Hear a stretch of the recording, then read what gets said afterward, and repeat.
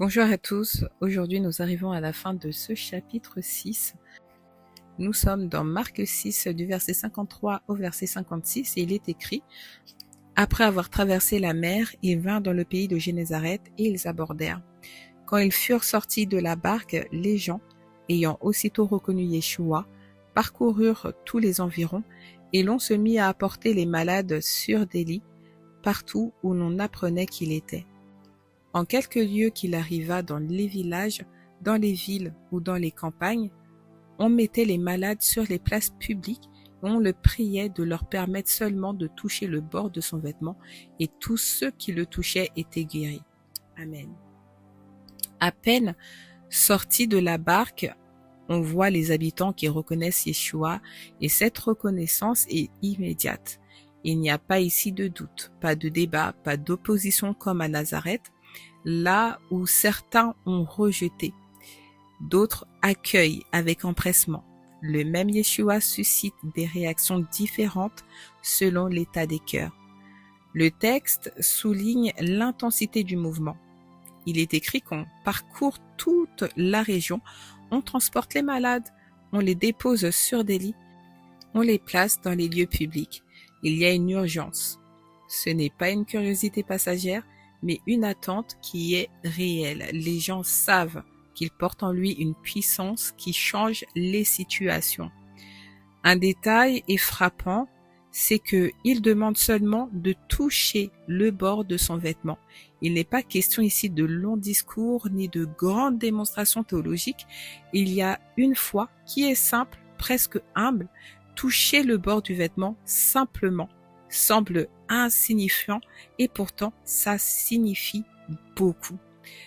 Tous ceux qui le touchent sont guéris. Donc ce passage révèle que la puissance de Yeshua ne diminue pas après l'opposition, après la fatigue, après la nuit agitée, sa capacité à guérir reste intacte.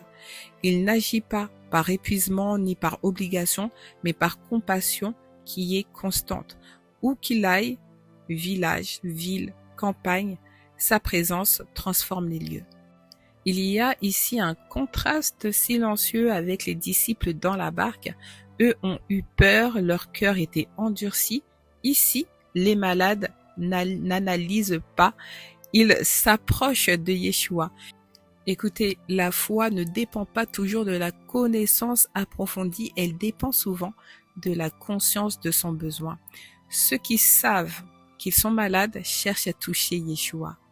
Ce texte nous enseigne aussi que le contact avec Yeshua n'est pas magique, mais relationnel.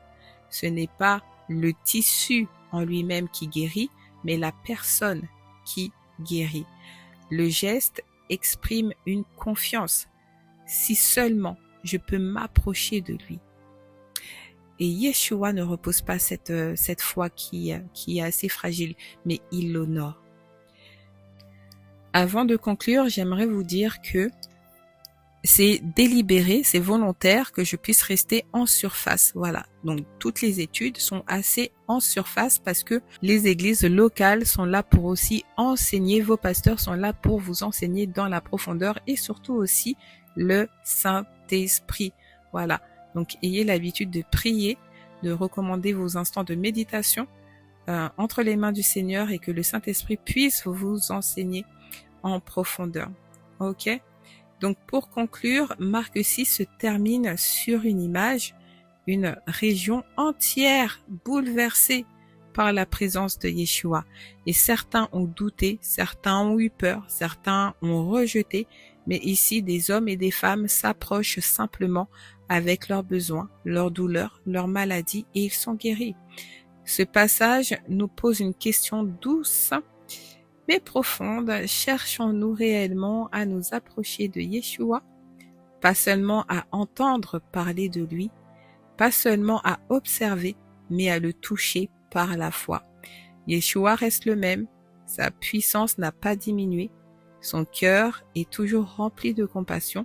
Là où il est accueilli, la guérison, qu'elle soit physique, intérieure ou spirituelle, devient possible. Shalom, c'était la prophétesse Naomi. On se retrouve pour notre étude dans l'évangile de Marc et nous serons dans Marc 7 du verset 1 au verset 13. À très bientôt, shalom. C'était la prophétesse Naomi.